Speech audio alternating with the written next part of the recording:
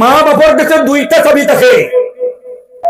নজওয়ান ইয়াদ রাখিও, যদি ইচ্ছা করে বলেছে আমি বিলকুল আমি আমার নিজের কর্ম দ্বারা দুদকে যাইতাম গিয়া, তাহলে কোনো কষ্ট রাখতো নাই।